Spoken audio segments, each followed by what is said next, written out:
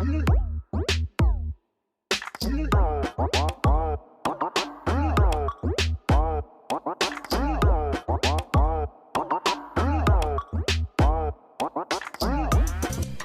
ងមកមើលពីវិធីងាយៗក្នុងការធ្វើសម្លពោតធានាថាឆ្ងាញ់ងាយស្រួលធ្វើចំពោះអ្នកមិនទាន់ Subscribe កុំភ្លេចជួយ Like Subscribe និងរូបកណ្ដឹងដើម្បីទទួលបានវីដេអូថ្មីៗខ្ញុំប្រើសាច់ជ្រូកមកខាំកន្លះខ្ញុំច្រាំវាឲ្យម៉ត់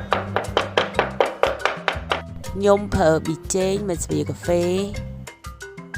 អំបិលកន្លះស្លាបកាហ្វេស្ករស2ស្លាបកាហ្វេរែកបន្តិចនិងទឹកស៊ីអ៊ីវបន្តិចខ្ញុំដាក់ខ្ទឹមច្រាំចូលបន្ទាប់មកយើងលាយវាឲ្យសព្វខ្ញុំប្រើពោតខ្ចី4ផ្លែ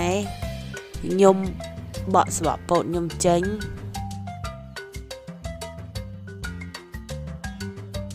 លាងទឹកពោតយើងឲ្យស្អាត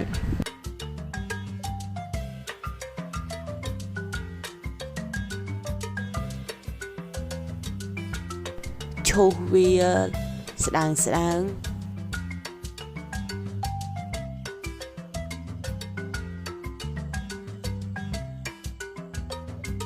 ហាន់ស្លឹកខ្ទឹមយើងស្ដើង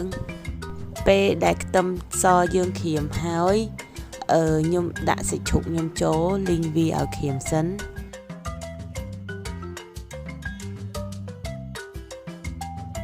បន្ទាប់មកដាក់ពោតយើងចូលលីងវាឲ្យឆ្អិនបន្តិចសិន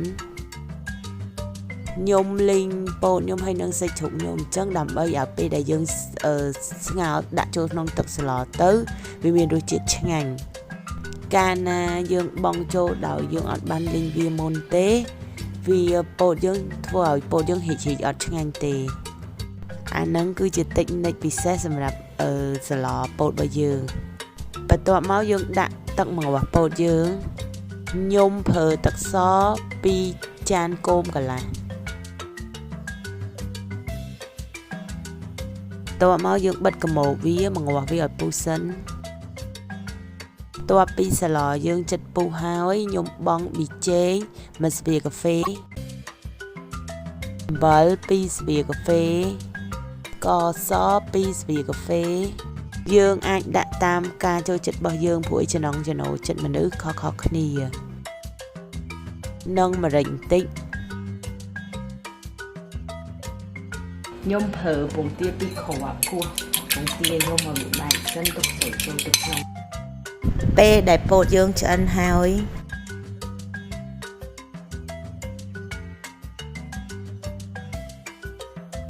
បន្ទាប់មកយើងច្រូចពងទាយើងចូលទៅក្នុងទឹកស្លរបស់យើងតែយើងត្រូវកូរវារហូតដើម្បីឲ្យពងទារបស់យើងកុំឲ្យវាកក់ដុំ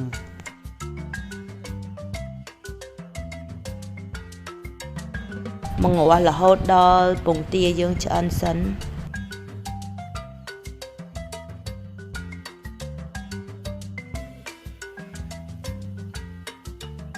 ពេលដែលពោតយើងឆ្អិនហើយយើងបិទភ្លើងរួចហើយយើងដាក់ស្លឹកខ្ទឹមចូលសម្លពោតរបស់យើងបានរួចរាល់ហើយធានាថាឆ្ងាញ់អរគុណចំពោះការទស្សនា